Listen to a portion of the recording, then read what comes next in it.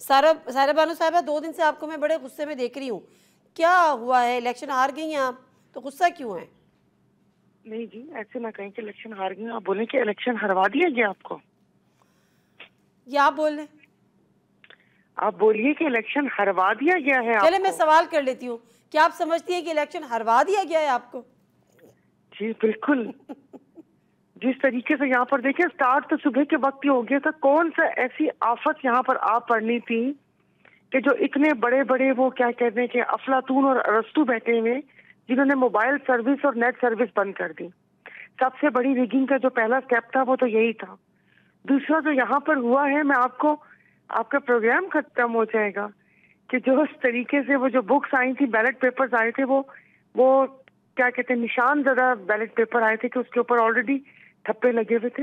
यहाँ पर क्या क्या नहीं हुआ, लेकिन मुझे नहीं पता कि इन सब की आंखें क्यों बंद हैं, निशान लगे जानबूझकर हुए बंद ये की जा आपने रही है। खुद देखे या आपको किसने बताया?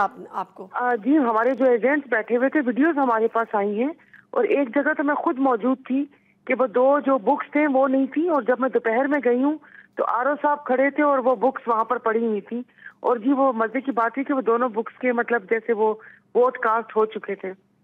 और फिर तीसरी जगह मैं वहां पर गई हूँ, वहां पर तो हमारे लोग बेचारे डर के खेतों में छुपे हुए थे। उनको आधी रात को भगा दिया, जो गाड़ी लेने आई थी उस गाड़ी को भी भगा दिया, इसलिए कि वो बकौल लोगों की कि वो नो गो एरिया है।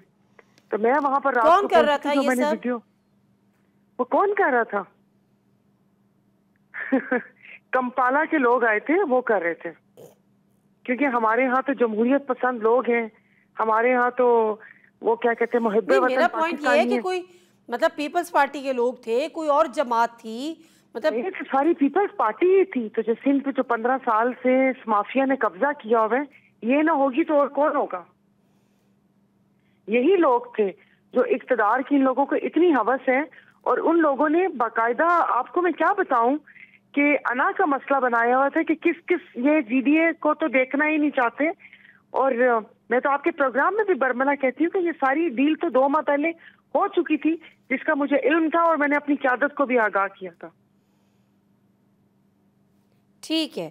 तो अब मामला ये है कि डेफिनेटली जीडीए जो है वो उसने पीएमएलएन के साथ अलायंस किया हुआ था, एमक्यूएम के साथ अलायंस किया हुआ था।